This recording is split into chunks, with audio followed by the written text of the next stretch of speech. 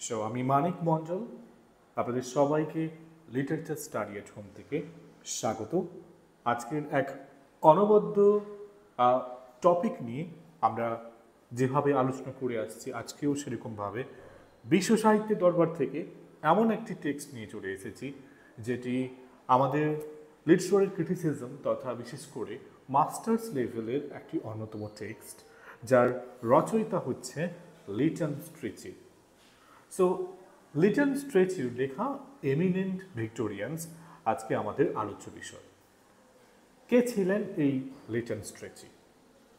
1880 খ্রিস্টাব্দের 1 March Giles Liton stretchy জন্মগ্রহণ করেন এবং তিনি একজন ব্রিটিশ লেখক, সমালোচক এবং একটি লিটারারি সার্কেল যেটি ইন্টেলেকচুয়ালি আর্টিস্টিক্যালি গ্রুপের একটি সমাহার ছিল, তার নাম ছিল ব্লুমসবারি গ্রুপ, তার তিনি সদস্য ছিলেন। তার লেখার মধ্যে তীক্ষ্ণ হাস্য রসিকতা রয়েছে এবং মনস্তাত্ত্বিক যে দিকটা রয়েছে তার মধ্যে বুদ্ধিদীপ্ততা ফুটে উঠেছে এবং তিনি খুব সুন্দর হাস্য রসিকতার সাথে তিনি বিশেষভাবে তিনি জীবনী লেখার মাধ্যমে কিভাবে একটা মানুষকে, সোসাইটিকে তার বিশেষ আঙিনায় তিনি সমালোচিত করেছেন এবং বিশেষ করে বায়োগ্রাফিক্যাল ফর্ম নিয়ে তিনি গ্র্যান্ড সাকসেসও পেয়েছেন। তিনি তার লেখা স্টাইলের মাধ্যমে ভিক্টোরিয়ান পিরিয়ডের সময়ে ভিক্টোরিয়ান সোসাইটিতে যে নৈতিকতার ছোঁয়া পাওয়া গেছিল, যে এলাবোরেট স্টাইল নিয়ে সবাই কথা বলছিল, তিনি তার বিরোধিতা করেছেন, বরং প্রত্যাখ্যান করেছেন। তিনি বরং পছন্দ করে বেছে নিয়েছেন আইরনি, স্যাটায়ার এবং গভীর মনস্তাত্ত্বিক দিকটাকে এবং তার সাহিত্যের ছোঁয়াটাকে তুলির ন্যায় সুন্দর করে রাঙিয়ে দিয়ে গেছে। সো তার লেখা এই এমিনেন্ট ভিক্টোরিয়ান্স পাবলিশড হয়েছিল 1918 খ্রিস্টাব্দে এবং এটিই ছিল তার গ্রাউন্ড ব্রেকিং লেখা এবং সাহিত্যের জগতে তার নাম খোদিত করে দিয়ে গেছে। চলে আসবো বুকটির সম্পর্কে সংক্ষিপ্ত কিছু তথ্য নিয়ে। এই এমিনেন্ট ভিক্টোরিয়ানে আমরা মোট 4টি সংক্ষিপ্ত জীবনী পেয়েছি এবং এই 4টি জীবনী ভিক্টোরিয়ান পিরিয়ডের সময়ে 4 দিকপালের ছিল। প্রথম ছিল কার্ডিনাল ম্যানিং। কে ছিলেন এই কার্ডিনাল ম্যানিং? একজন ধর্মীয় নেতা অক্সফোর্ড মুভমেন্টের। দ্বিতীয় ছিল ফ্লোরেন্স নাইটিঙ্গেল, যাকে আধুনিক শুশ্রূষা এবং হসপিটাল ব্যবস্থাপনার এক অন্যতম কারিগর বলা যায়। তারপরে আমরা পাই থমাস আর্নল্ডের কথা, যিনি এডুকেশনাল রিফর্মার এবং রাগবি স্কুলের হেডমাস্টার ছিলেন। চতুর্থ এবং শেষ যে চরিত্রটির সম্পর্কে আমরা বায়োগ্রাফি পেয়েছি তার নাম ছিল জেনারেল চার্লস গর্জন, পেশায় British military officer, known for his campaigns in Sudan and China. So এই চরিত্রগুলি একদা একসময় নৈতিক উদাহরণ হিসেবে দেখানো হতো, অলমোস্ট সেন্টলি তাদেরকে সাধু সন্তের মতো দেখা হতো Victorian codes of conduct. But stretchy challenges, প্রতিবাদ জানিয়েছেন দিস আইডিয়ালাইজড পোর্ট্রেটস, ওই আদর্শবাদী চিত্রাঙ্কনকে তিনি প্রতিবাদ জানিয়েছেন, because by revealing their human flaws, তাদের মধ্যেও মানুষের যে ত্রুটিগুলো থাকে তাদের মধ্যেও রয়েছে, তাদের মধ্যেও কন্ট্রাডিকশনস রয়েছে, মতবিরোধ রয়েছে এবং তাদের মধ্যে পলিটিক্যাল ম্যানিপুলেশন, ম্যানুভারিংও রয়েছে।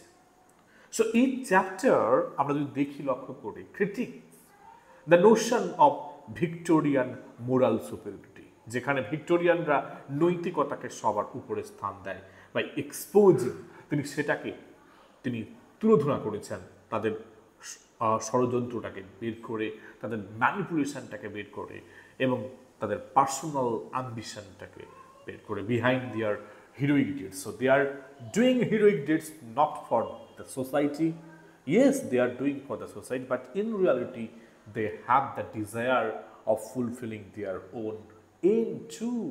That was the concern of Lytton Strachey. So let us go to the next portion. Why does Strachey take this effort? So we will discuss right now what is the purpose, উদ্দেশ্য কি ছিল এবং significance কি ছিল এই লেখাটির। তো এই লেখাটি লেখা হয়েছিল প্রথম বিশ্বযুদ্ধের পরে এবং এই বইটি রিফ্লেক্ট করেছে যেখানে পাবলিক ডিসইলিউশনমেন্ট, মানুষের মোহভঙ্গ হয়েছে উইথ অথরিটি, এম্পায়ার এবং আইডিয়ালিজম। তো এই লেখাটি মানুষকে কিন্তু চরম বাস্তবতার সাথে একটা পরিচিত করিয়েছিল।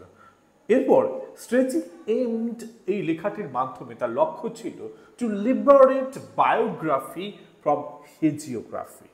So he no longer wanted to write reverent, sanitized stories to please man of great men, but sought instead to present them as complex, flawed individuals. সাধারণত হয়ে থাকে যে বায়োগ্রাফিতে যেন মনে হয় বাণী বন্দনা চলছে, লোকটার সম্পর্কে গুণগান চলছে, বাট এমনটা নয়। মানুষের মধ্যে যদি আমরা লক্ষ্য করে দেখি ভালো মন্দ নিয়েই মানুষ তৈরি। So his critical tone and concise storytelling shaped how the modern writers choose their path. So modern writerরা কিভাবে বায়োগ্রাফিটাকে নিয়ে এগোবে তার একটা পথপ্রদর্শক ছিল Liton stretchy. Now Strachey's biographical approach, স্ট্রেচির লেখার দৃষ্টিভঙ্গি কেমন ছিল? সো ট্র্যাডিশনাল বায়োগ্রাফারদের মতো কিন্তু স্ট্রেচি করেনি। So he never prioritises character and psychology over linear events. ওই তুচ্ছ ঘটনার উপরে তিনি গেছেন, তিনি ক্যারেক্টারকে, সাইকোলজিকে বেশি গুরুত্ব দিয়েছেন, তিনি স্যাটায়ার ব্যবহার করেছেন, তিনি আইন ব্যবহার করেছেন যাতে করে তিনি সমালোচিত করতে পারেন ওই মানুষগুলোর অ্যাকশনগুলোকে, তাদের আইডিওলজিসগুলোকে। এছাড়া embeds each biography within the broader political and cultural context of the Victorian period. কোনো এক নিম্নস্থ ভাবে কন্টেন্ট তিনি করেননি, তিনি অ্যাটেম্পটা এমনভাবে করেছেন অ্যাপ্রোচটা ইউনিভার্সাল হবে যেখানে একটা বৃহৎ মাপিক ক্ষেত্রের মধ্যে এটাকে কম্পেয়ার করাইতে পারে। Then he draws connections between personal ambition of this characters. এই যে চারটি চরিত্র পাবো তাদের প্রত্যেকের মধ্যে পার্সোনাল অ্যাম্বিশন ছিল, and public legacy, showing how personal flaws shaped national institutions. So এই ইস্যুগুলো কিন্তু একটা বিষয় হয়ে দাঁড়িয়েছে।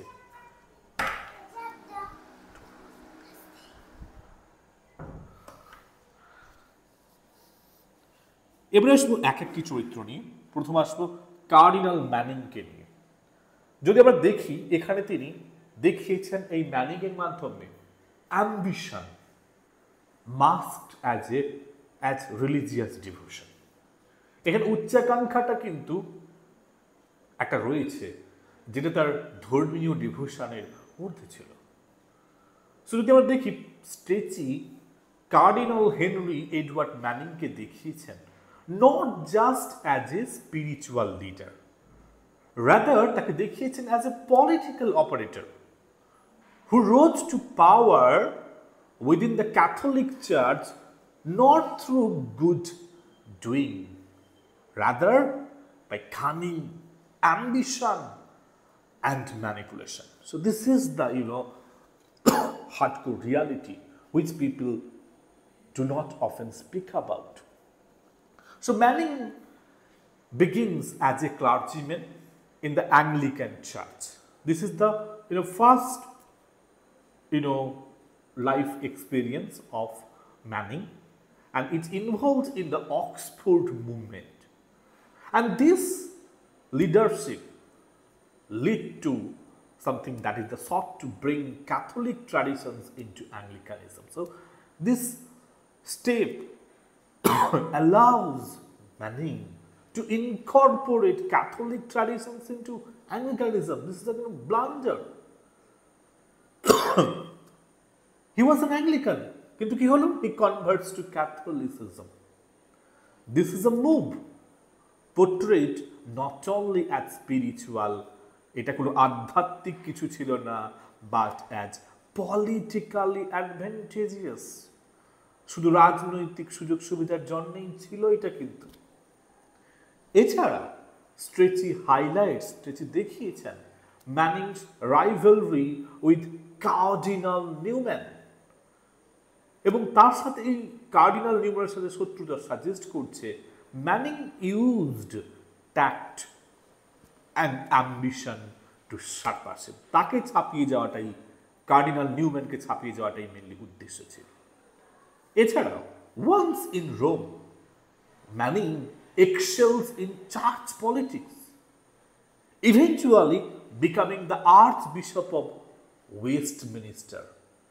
প্রথমে তো আর্চবিশপ হলেন রোমে গিয়ে, তারপরে তিনি হলেন ওখানকার কার্ডিনাল।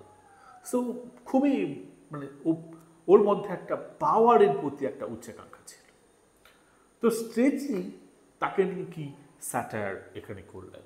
সো ম্যানিংকে এখানে দেখালেন as someone whose austerity and piety hid a thirst for power and control. তার এই অস্টারিটি অ্যান্ড পাইটি শুধুমাত্র একটা বাহ্যিক একটা আবরণ ছিল, কিন্তু তার ভেতরে যে তৃষ্ণা ছিল তা হচ্ছে ক্ষমতা এবং নিয়ন্ত্রণের জন্য। তো Strachey often uses irony to undercut Manning spiritual image. তিনি আইরনির সাহায্য নিয়েছেন ম্যানিংয়ের এই আধ্যাত্মিক ইমেজটাকে ভালো করে তুলে ধরার জন্য, এমফাসাইজিং হাউ তিনি কিভাবে ম্যানিপুলেট করছে সিচুয়েশনগুলোকে শুধুমাত্র তার নিজস্ব কেরিয়ারটাকে এগিয়ে নিয়ে যাওয়ার জন্য। তো এখানে ভিক্টোরিয়ান ভ্যালুকে তিনি কিভাবে ক্রিটিসিজম করলেন। তো আপনারা জানেন ভিক্টোরিয়ান সোসাইটি সর্বদা কিন্তু ম্যানিংকে প্রশংসিত করেছেন, কারণ তিনি মোরালি তিনি তার অথরিটিটাকে রিপ্রেজেন্ট করছে। তো স্ট্রেচি এখানে দেখাচ্ছেন দিস অ্যাডমিরেশন, এই যে লোকটাকে নিয়ে অধিকভাবে প্রশংসা করা ওয়াজ মিসপ্লেসড, ওটা কিন্তু ভ্রান্তভাবে। পেইন্টিং হিম অ্যাজ এ ক্যারিয়ারিস্ট, আরে এমন একজনকে তোমরা প্রশংসিত করছো যাকে নিয়ে মেতে আছো, সে তো ইন রিয়ালিটি একজন ক্যারিয়ারিস্ট, তার নিজের পলিটিক্যাল ক্যারিয়ার নিয়ে ভাবছিল, বিশেষ করে পাওয়ারটাকে সর্বোচ্চ পর্যায়ে পৌঁছানোর জন্য ইন রিলিজিয়াস ক্লোদিং। শুধু ধর্মীয় পোশাকটা তার গায়ে ছিল, বাট মানুষটা ছিল ভেরি ভেরি মাচ পলিটিক্যাল। তো সেকেন্ড ক্যারেক্টার আসবো ফ্লোরেন্স নাইটিঙ্গেল। আপনারা জানেন যে ফেমিনাইন ভার্চু তাকে বলা হয়েছে ফ্যান্টাস্টিসিজম ডিসগুইজড অ্যাজ ফেমিনাইন ভার্চু। এখানে এই থিমটা এখানে রিফ্লেক্ট করছে। সো ফ্লোরেন্স নাইটিঙ্গেলকে সাধারণত সবাই স্মরণ করে থাকে lady with the lamp, that mean a symbol of compassion. তো স্ট্রেচি কিন্তু এই ইমেজটাকে ব্রেক করেছেন এখানে। He disrupts the idealised image by depicting her not as a kind-hearted, rather fierce, domineering, almost a tyrannical reformer. Now, how does he point out? Let us see. She was obsessed with order. That means she was not obsessed with the well-being of human. Rather, she was obsessed with the order. She was not obsessed with the pain of the patients, rather cleanliness. She talks about efficiency. So, she clashed with male authorities. পুরুষ কর্তৃপক্ষের সাথে ঝগড়াও করেছে, especially in the Crimean War, pushing her own medical practices. শুধুমাত্র তার medical practice থেকে continue করার জন্য। After the war, she became more reclusive, but wielded enormous influence behind the scenes through letters and policy reform. তিনি কিন্তু ফিল্ডে নেমে ওই যে সমস্ত মেডিকেল আর্জেন্সিগুলো প্রয়োজন সেগুলো করার থেকে তিনি বেশিভাবে যুক্ত রয়েছিলেন, যেগুলো জনসমক্ষে এসেছিল পলিসি রিফর্ম নিয়ে, এইসব বিষয় নিয়ে। তো তিনি কি স্ট্রেচির স্যাটায়ারটা কিভাবে তিনি কি করছেন? তো Strachey subtly mocks her intensity. So he questions about her intensity, suggesting that her reforms, তার সংশোধনগুলি were driven by an almost pathological need for control. তোর একটা বিশেষ একটা প্যাথোলজিক্যাল নিয়ন্ত্রণটা করবে বলেই, not just humanitarian concern. So শুধুমাত্র যে মানবিক উদ্বেগটা ছিল তা নয়, মানবিক উদ্বেগটা নগণ্য ছিল, তার পেছনে বিশাল বড় তার প্যাথোলজিক্যাল নিডটা ছিল। সো নাইটিঙ্গেলস ড্রাইভ ইটস লাইকেন্ড, তার এই বিশেষ তাড়না চেষ্টা করা, তাকে তুলনা করা হয়েছে এই মিলিটারি জেনারেল অফিসারের সাথে rather than a gentle nurse. তো তার এই বেপরোয়া ভাবটা কোনো নার্সের হতে পারে না, বরং একটা মিলিটারি জেনারেল হতে পারে। এবারে আসবো ভিক্টোরিয়ান ভ্যালুটাকে নিয়ে কীভাবে দেখাচ্ছেন নাইটিঙ্গেলের মধ্যে। So Victorian society always held up women like nightingale as ideal. আপনারা জানেন নারীকে বন্দনা করা হতো অফ সেলফ স্যাক্রিফাইসিং ফেমিনাইনিটি, যে নিজেকে বলিদান করে দেবে জনগণের ভালোর জন্য। So Strachey shows that Florence Nightingale defied the gender expectations, ওই নারীর যে প্রত্যাশাগুলোকে তিনি ডিফাই করেছেন, বঞ্চিত করেছেন, মানেননি। Her power came not from submission but from domination. তো একটা কথা সহজভাবেই বলতে হয় যে তিনি কারোর কাছে নিজেকে সমর্পিত করেছেন সম্পূর্ণভাবে এবং তার সেবায় যুক্ত হয়েছেন তা নয়, রাদার তিনি ডমিনেট করেছেন। ওকে, সো ফ্লোরেন্স নাইটিঙ্গেল সম্পর্কে এই ছিল। পরবর্তী আমাদের যে চরিত্র ছিল ডক্টর থমাস আর্নল্ড। তিনি একজন এডুকেশনাল রিফর্মার ছিলেন এবং তাকে দেখানো হয়েছে as moral authoritarianism. So doctor Arnold তিনি ছিলেন ফেমাস হেডমাস্টার, কোথাকার? রাগবি স্কুলের। তো তাকে অনেকে সম্মানিত করে থাকেন with shaping the British public school ethos. British public school system কেমন হবে তা নিয়ে তিনি বিশেষ করে ডিসিপ্লিন, সেখানকার ক্রিশ্চিয়ানিটি, ডিউটি এসব নিয়ে মন্তব্য করেছেন। তো stretchy ডিপিক্টস him not as a liberal, not as a compassionate, rather a rigid and not democratian, rather authoritarian. That means a symbol of Victorian moral rigidity is none other than Dr. Thomas Arnold. He also points out that Arnold reformed Rugby School. Why? With the aim of creating morality upright Christian gentlemen. So he saw education as a tool to instill obedience. So শিক্ষাই ছিল একটাই মাধ্যম, তাই Thomas Arnold ওটাকেই ভেবেছিল মানুষের আনুগত্যতা, পাইটি and ন্যাশনালিজমটাকে ধরে রাখার জন্য। So he had little tolerance for intellectual freedom. বৌদ্ধিক স্বাধীনতার জন্য তার এমন কোনো সহিষ্ণুতা বোধ নেই, আর ইমোশনাল এক্সপ্রেশন তার মধ্যে নেই। So he is always talking about fact fact fact, just like ওই চার্লস ডিকেন্সের হার্ড টাইমের মতো। তারপরে আসলে স্ট্রেচি কীভাবে এখানে সমালোচিত করছেন। Arnold is shown to be more interest in producing obedient citizens. তো আর্নল্ড চাইছে যে তার আনুগত্যে থাকবে এরকম শহরবাসীকে তৈরি করতে, দ্যান নার্চারিং ইন্ডিভিজুয়াল থট। কিন্তু সে চাইছে না যে সেবা শুশ্রূষা করে বাচ্চাদের, এরকম নয়।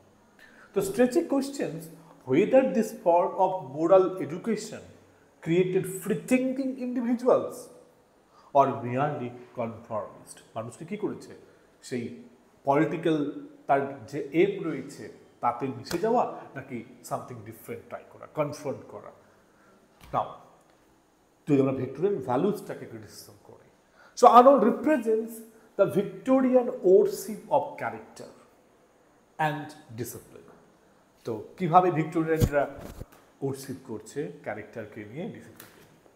Stretchy critiques this by exposing its cost, emotional suppression and intellectual narrowness.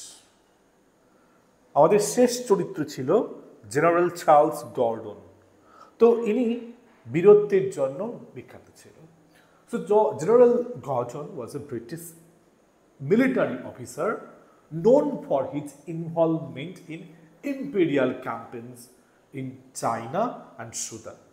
সাধারণত ইম্পেরিয়াল ক্যাম্পেইন ওই সমস্ত মানে ইনফেরিয়র কান্ট্রির উপর করা হয়। তো সেই ক্ষেত্রে দেখলাম এখানে চায়নার এবং সুদান পক্ষে হয়েছে।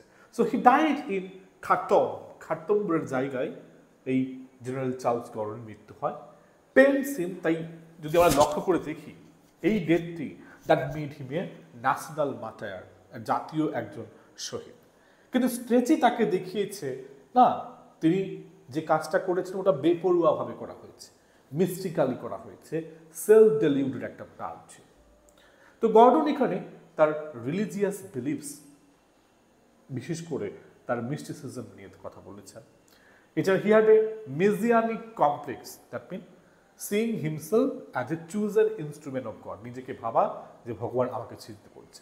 So his final mission in Sudan ended, তার শেষ যে মিশনটা ছিল সুদানে সমাপ্ত হয়েছিল in disaster, because he refuse to follow others আর instead to the path of heroic death. সে এমনি এমনি করেনি, সে কিন্তু এই মাঠের ডামের প্রতি শখ ছিল, এটাই দেখানো হয়েছে। এবার স্ট্রেচি কি বলছেন? স্ট্রেচি বলছেন Gordon is shown as someone who confused religious visions with military strategy. So religious ভিজিয়নটাকে তিনি মিলিটারি স্ট্র্যাটেজির মধ্যে গুলিয়ে ফেলেছেন। দ্বিতীয়, হিজ অ্যাকশনস, তার কর্মকাণ্ড অফটেন ডিসক্রাইবড এজ হিরোইক, কিন্তু যদি ভালো করে লক্ষ্য করা যায় ওই ঠিক যেন ডন কিউজার বাই বাই কার্ভেন্টিস, ওকে, তার লেখা ওখানে সেই এর মতো সাঞ্চো নাটক কি ছিল, ডন কুইজার, তার নামই তো ডন কুইজারই ছিল, এবং তার সাঞ্চো পাঞ্চো, তার মতো ডন কুইজারের মতো। আবার যদি আপনারা যান আর্মস অ্যান্ড দ্য ম্যান, সেখানে সার্জিয়াসের মতো, নামেই হিরো কিন্তু ঠুটো Jagannath. So impulsive and dangerous. যদি ভিক্টোরিয়ান ভ্যালুকে নিয়ে কাজ করা হয় তো Victorian saw Gordon as a noble martyr. Strachey suggests his so-called martyrdom was more a case of suicidal stubbornness. তো স্ট্রেচি বলছে এই যে মানে সুসাইড, যে মারা গেছিল ওটা কিছুই না, নিছক ওটা শহীদ কোনো ব্যাপার না, ওটা আত্মহত্যা ছিল। অ্যান্ড ইম্পেরিয়াল ফ্যান্টাসি, আর ইম্পেরিয়াল ফ্যান্টাসির আমি বীরের মতো প্রাণ দেব, এসব ছিল। তো তাই এটাই কারণ ছিল। তো এই চারটা চরিত্রই মেনলি এখানে মাধ্যমে তিনি দেখিয়েছেন কিভাবে ট্রুলি সঠিকভাবে সমালোচনা করা যায়। তো আমরা দেখব যে এই এমিনেন্ট রাইটার্স, এমিনেন্ট ভিক্টোরিয়ানস, এই টেক্সটটি আজও কি গুরুত্বপূর্ণ। আপনারা জানলে অবাক হবেন যে তার ঠিক পরবর্তী সেশনের রাইটার যারা Virginia Woolf, George Orwell, Aldous Huxley, এরা প্রত্যেকে স্বীকার করেছেন যে লিটল স্ট্রেচির কাছ থেকে তারা কিন্তু কিছু শিখেছে। So his biography became a model for many later debunking styles in non-fiction journalism. So it encourages, এটি উৎসাহিত করছে মানুষের critical থিঙ্কিংকে about authority figures and historical narrative. So it demonstrates the legacy is complex, that means the impact. Even the greatest reputations can contain flaws and contradictions. তাই আজকে বহু উচ্চপদস্থ ভালো মানুষেরও কিন্তু এরকম flaw থাকতে পারে। So it provides a model for how biography. That means when you are attempting of writing a biography, do not talk about the positives. Do state or rather tell about the negatives too. So it provides a model for how biography and satire can be combined and challenges dominant myths. So it reflects a modern sensitivity where we no longer accept greatness at face value, but ask at what cost and with what truth. আমরা কিন্তু এইভাবে deal করে থাকি, মানুষকে তার সব কিছু শুনেও আমরা প্রশ্ন করি। সো এই ছিল আপনাদের সামনে আলোচনা এমিনেন্ট ভিক্টোরিয়ান নিয়ে। আপনাদের যদি আরও যদি জানার ইচ্ছে থাকে এই সম্পর্কে বিশদ কমেন্ট করবেন কোন সেকশন, তাহলে আমি সেটা নিয়েও আলোচনা করব। That's all for today. সবাই ভালো থাকবেন।